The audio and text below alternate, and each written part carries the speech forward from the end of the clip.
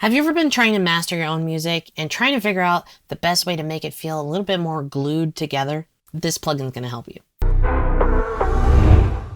What's up guys, this is Valentina with Bigger Creations. If you're new here, I make videos all about how I write and produce my own music. So follow me on Spotify. I release music every single Friday. Let's jump into it. I'm going to show you how I mastered this track and what was the game changer to get this glued together. I actually have a link to download this mastering chain on my website. Link is in the description, but this specific trick is something that I've added to this. So this is something that I previously didn't have on my mastering chain, but now has become something that I add to it every single time.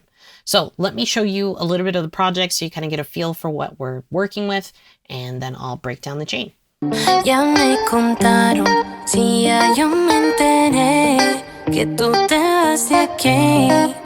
Sé que me dirías, aunque sé que llamarías después de todo lo que fue. Si ya yo me enteré que tú te vas de aquí. Espero que te vaya, espero que te vaya, espero que te vaya bien.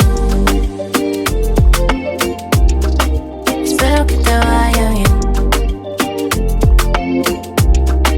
Espero que te vaya bien. Fuiste sin decir nada y me... Okay, so you kind of get an idea of what the track sounds like. Let's start from the top. So the first thing I added is I added some dynamic EQ just for the mid-range to kind of control it, but also make sure it was present. Something that I found in my mixes is I tend to lean a little bit brighter in my mixes and also get that deep bass. And sometimes I forget about that mid-range. And mid-range is where a lot of the perceived loudness comes from in your mix. I always have an EQ as the first thing on a mastering chain, and typically knowing my own mixing, I like to kind of boost the mid frequencies and make those kind of a dynamic EQ so they work based off of how the track is reacting.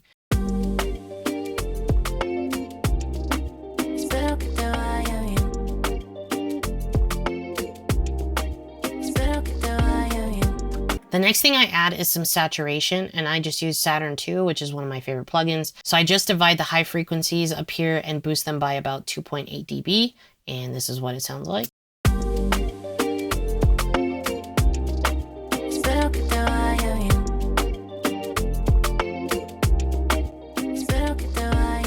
So it really just helps with some of those higher frequencies to get that saturation up there. Then I add a multiband compressor. I just use stock Logic's multiband compressor and kind of add some compression in that higher end where I've added some of those higher frequencies to be more saturated.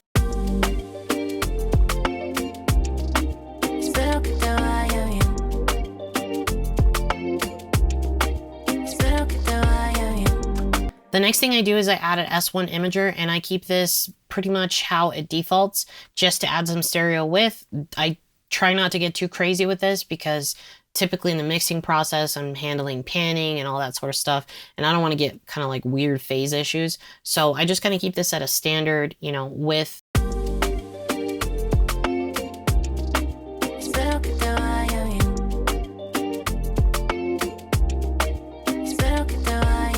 So it's pretty subtle, but it does add some of that stereo imaging in there.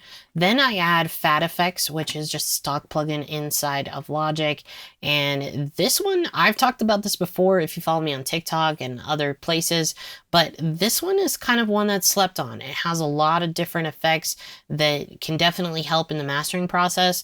But the components that I use here are a little bit of bass enhancer, and I use the warm setting. And then I actually do the hard clipping.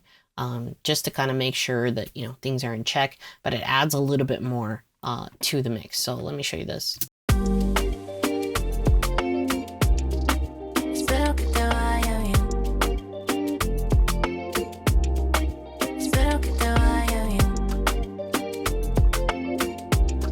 So it's pretty subtle, but it does add up. And that's kind of what happens in mastering. You're doing a lot of little subtle things to really bring things to life. It shouldn't feel drastically different from what your mix is if you were cranking your mix all the way loud. It should just be kind of refining things for you.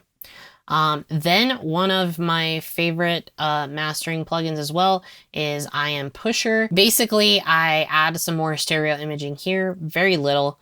And then I mess with these knobs based off of the project. This one specifically, I just added a little bit of the mid-range, this like magic focus knob, and maybe, nope, nothing in the body. And then the one thing I like to do here is make sure that this is on clipping instead of limiting, just to make sure that it's actually clipping the sound there. And that you don't get any additional distortion there. So this is what it sounds like.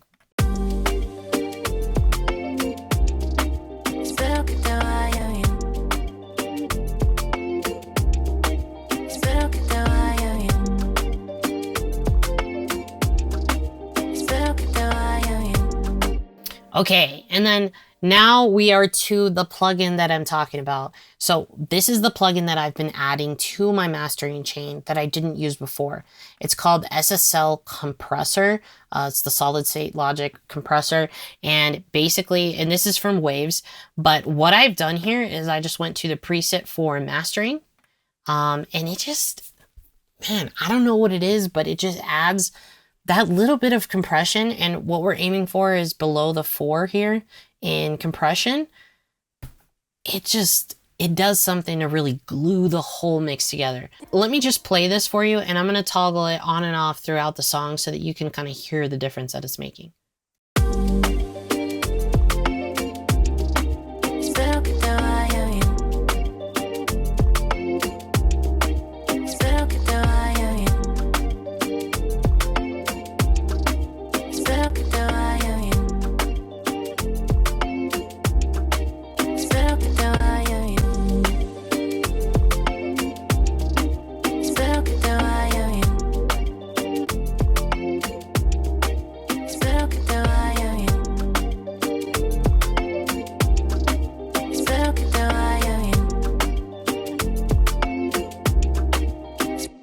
There's some makeup gain in there, but that's about how much gain is being reduced in the compression. So it should be roughly about, it's really roughly about the same dB level that we're talking about here, but it just sounds a little louder. It sounds more glued together, and literally all we did was slap this on here with the mastering preset on it. This plugin is money. Like, I'm going to be using this on a master track all the time. And just a little bit goes a long way. Like, it really just makes a huge difference. So that's really the last plugin that we put on there before we put our actual limiter, which is going to help with the master volume. So we add our adaptive limiter. I set the out ceiling to -0.1, and then mess with the gain here based off of our levels. The rest of the plugins that I actually have here on the chain are just metering plugins. So they're not affecting the sound at all. They're just a way for me to kind of gauge where things are at. So we've got our LUFS meter, which kind of tells us how loud our mix is. And then we've got our multimeter, which gives us a little bit more visuals around it. And one of my favorites, tonal balance control, which really tells you kind of where you're at as far as the balance of your overall sound. So with that being said, adding the limiter as the final touch, this is what it sounds like.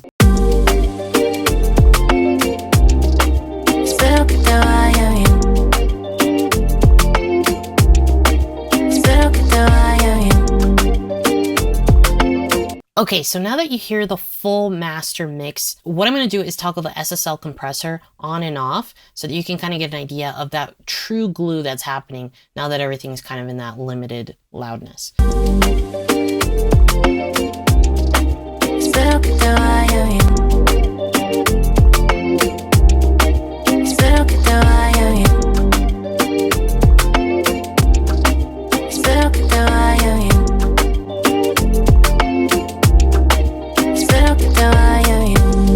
So there you have it, guys. This plugin is magic and definitely something I'm adding to my mastering chain moving forward. I thought I would share that with you guys. Let me know what else you'd like to learn about some of the songs that I've been releasing. If you like this video, make sure to hit that thumbs up. Make sure you're subscribed so you don't miss future videos. And as always, if you ever have any questions or want to see more content or listen to my music, follow me on Spotify, Instagram, or TikTok. Keep making beats.